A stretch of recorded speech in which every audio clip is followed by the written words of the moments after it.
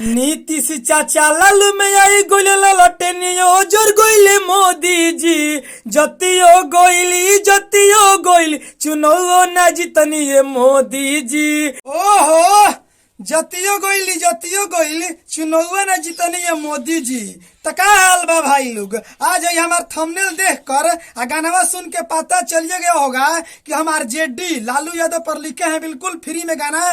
तो अगर आप सिंगर हैं तो इस गाने को गा सकते हैं, रिकॉर्डिंग करवा सकते हैं, बिल्कुल फ्री में गाना लिखे हैं। तो चलिए देर किसी बात की गाना को स्टार्ट हम करते हैं, लेकिन चैनल पर न है तो सब्सक्राइब कर लीजिए, लाइक करिए और कमेंट बॉक्स में बताइएगा गाना कैसा है। चलिए गाना को स्टार्ट करते हैं, स्क्रीन पर देखिए, लेट्स गो।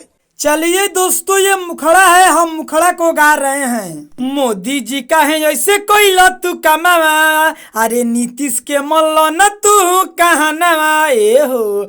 अरे मोदी जी का है ऐसे कोई लतू कमावा, अरे नीतीश के मल्लो न तू कहा नवा। नीतीश चाचा लालू में आई गोले ललटेनियो जोर गोइले मोदी जी जतियो गोइली चुनाव ना जीतनी ये मोदी जी।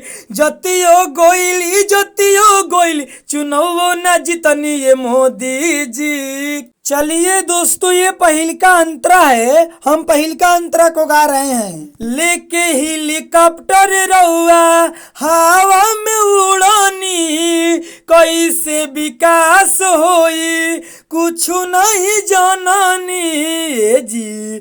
लेके हेलीकॉप्टर रहुआ हवा में उड़ानी, कैसे विकास होई कुछ नहीं जाननी। बिहार के दिन खराब करके जनता के भइनी विरोधी जी जतियो गोइली चुनाव ना जीतनी ये मोदी जी। हाँ जतियो गोइली चुनाव ना जीतनी ये मोदी जी। चलिए दोस्तों, ये दूसरा का अंतरा है, हम दूसरा का अंतरा को गा रहे हैं। लालू नीतीश हवे नेता गरीब के, राइटर राजा जानेले उनके करीब से। हाँ लालू नीतीश हवे नेता गरीब के, राइटर राजा जानेले उनके करीब से। अरे कहेले सिंगर महागठबंधन संवार गोइले मोदी जी जतियो गोइली चुनाव ना जीतनी ये मोदी जी। हाँ जतियो गोइली चुनाव ना जीतनी ये मोदी जी।